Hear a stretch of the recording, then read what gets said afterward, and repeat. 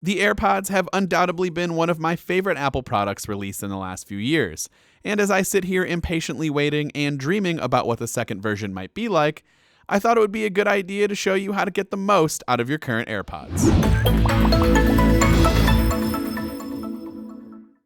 So in this video, I'm going to show you some things you may or may not know about your AirPods, and we're going to start things off with the ability to customize the tap functionality.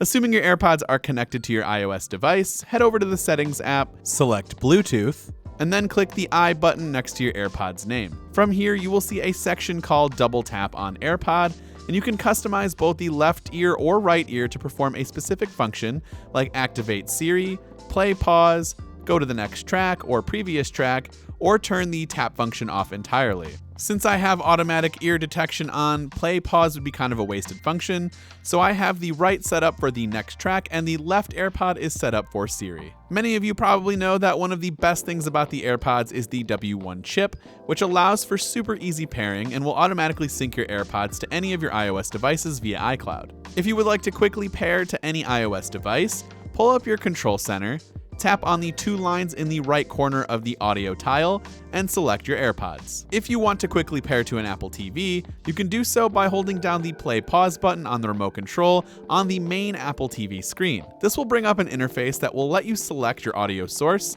and just like on your iOS device, select AirPods to establish a connection. Finally, if you want to quickly connect to your Apple Watch, swipe up from the bottom to bring up your control center, tap on the AirPlay icon located at the very bottom, and select your AirPods. Now, if you have a non-Apple device but still want to use AirPods with that device, you can pair them as you would a normal pair of Bluetooth headphones by opening the lid and with the AirPods inside the case, press and hold the button on the back of the case until you see a white flashing light. Open up the Bluetooth settings menu on the device you wish to pair them with and select the AirPods. Another useful trick is to have your calls announced while wearing your AirPods so that you don't actually have to take your phone out of your pocket to see who's calling you. To activate, head over to your Settings app, scroll down to Phone, select Announce Calls.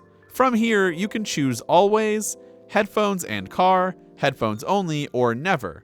Note that this actually works with any headphones and not just AirPods. If you want to quickly check how much battery life you have left in either your AirPods, the charging case, or both, swipe over to your Widgets panel, select Edit, and add the Batteries widget if you have yet to do so.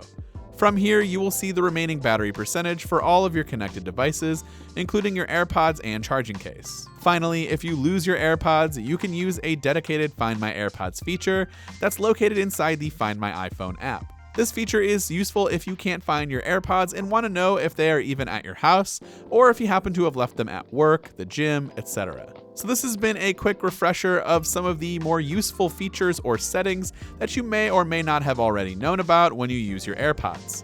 Let us know if you plan to upgrade to the new AirPods 2 that are hopefully coming out sometime this year in the comments section down below. This has been Dan with Mac Rumors. Thanks for watching, and I'll see you in the next one.